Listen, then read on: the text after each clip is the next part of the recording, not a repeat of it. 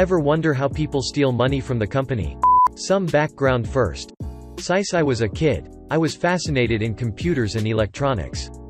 During school, I had no social life. I just stayed at home and was learning stuff. I was going to generic high school that should prepare you for university without any specialization, but there were few people with same interests as me, and our IT teacher was really supportive of us. When I finished high school, I already had a job as a programmer and had a few years of experience in the field. I also was experienced with electronics and even worked on a few contracts for the factory in town, involving creating machines for them. Other engineers came up with an idea how the machine will work. My job was to put their motors, sensor, wire it up and write program for the PLC to control it. I moved to a big city and started university, so I lost my programming job in my city.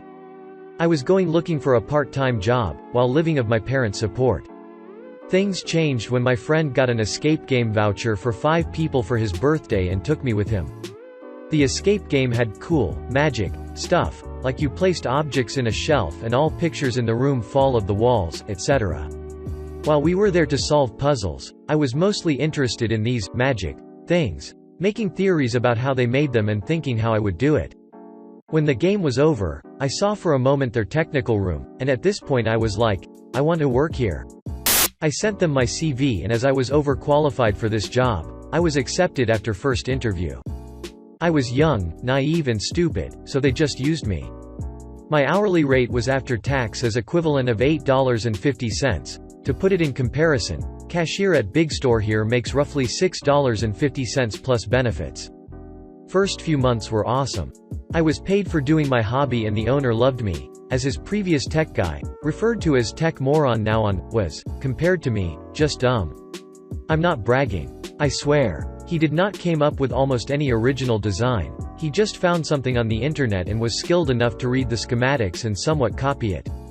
But he had big gaps in his knowledge. Once he told me that I can't build a battery-operated circuit that will be powered while the battery is charging, as this would cause the battery to explode. When I told them about charging regulators and how it not an issue with his phone or laptop, he just told me I was hired to help him and to fuck off. Over the time, Tech Moron started to realize that I'm just smarter than him and his ego could not handle it, so he decided his only now from now on is to make my life a hell. For example, the owner tasked me with replicating device that they already have in one game, as he wanted to put it into another one.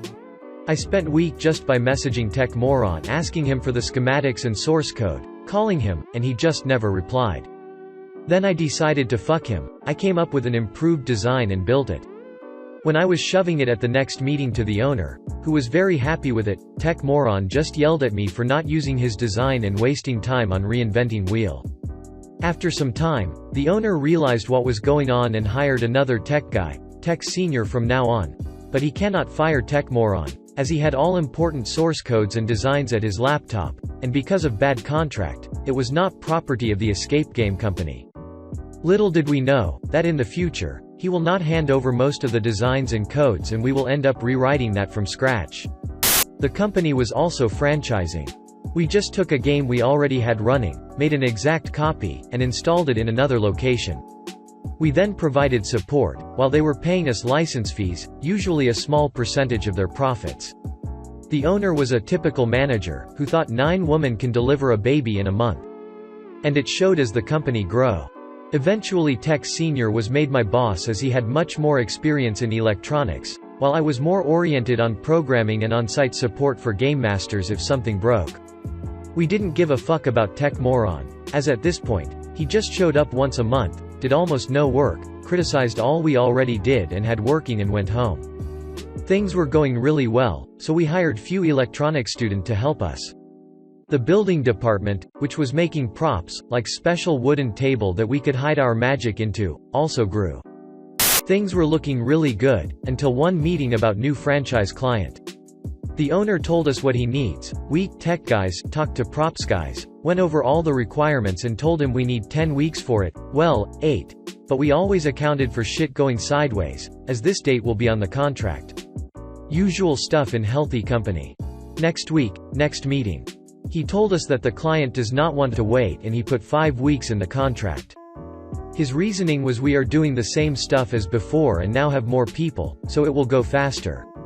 We worked hard. Like really hard. There were weeks when I just went home for 8 hours to take shower and sleep for a bit, then went back to the workshop to work on stuff. It was hard, but we managed to finish in time, and I got some sweet money in overtime. But this was a mistake. Now we showed him that what he wants is possible. So the next contract went over the exact same deadline shit. More overtime. I remember having almost no social life, just working the whole week, sometimes sleeping at the workshop, and being stressed as fuck. Then, every Friday I just went to a pub with a few friends, totally wasted myself to relieve the stress, and slept through the whole weekend. Then comes a Monday and we start over. Eventually I went from, I love this job, to, I don't give a fuck, and I wasn't the only one. Our performance dropped and we started missing deadlines. Did the owner accounted for it in the contracts? No. Repetition makes perfection. This time you can do it faster, was his reasoning. And he just kept signing more and more contracts, dumping the shit on us. I remember the one meeting when he asked us about status of Project D, as the deadline was next week. Well, we did not even started working on this, as we had our hands full with Project C, which was started later because we did not finish Projects A and B in time. This is how far it went. Deposits from new contracts were used to pay fines for old contracts. At this meeting I realized I just have enough. Of course our job was not only franchising. We had our own games that needed to be maintained and we were doing that all the time alongside that franchising hell. What was the biggest issue with all games was the control software. It was shitload of simple purpose scripts driving all the Raspberry Pis and Arduinos in the game, but it had one UI presented to the game master so he could control all the props in game, override them, etc. At least in theory. But oh boy, it was buggy like hell.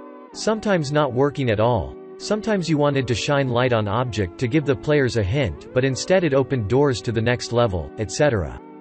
It was no universal, simple requests required massive changes. Lots of overrides were not implemented correctly. One day, the owner finally agreed to my demands and allowed me to rewrite all of that. It took me few months, but I created universal engine that could handle all the shit game designers were asking us to do, was easy to expand, had error protection and recovery tasks. Now, if one prop stopped responding, you just opened the debug page and clicked restart. This was a game changer, as previously the game master had to switch off the power and sometimes that was not possible during the game. And my biggest achievement, I created easy scripting language which was used to describe the game workflow. The game master now had a shitload of working controls and option to interrupt predefined tasks and change the flow, but that barely happened, as the game was now almost automatic and he was there just to give hints. I was not comfortable running this software on the Raspberry Pi that was there for the previous control, and I wanted a better hardware for that. My request was always denied by the owner, but the games manager wanted the new software working ASAP. To this point, we were always just testing it from my laptop, so I decided to lend them few PC. Some time ago, friend from a big corporate pulled a shitload of Dell Optiplex workstations from eScrap. They were working fine, had Intel i5 CPU, 8 gigs of RAM, decent onboard graphics, DisplayPort, USB 3.0, fully working computer. You could buy them refurbished for about $200. The company just had no use for them and nobody wanted to go over selling them, so they just dumped them. I had stack of 20 of them at home, just collecting dust.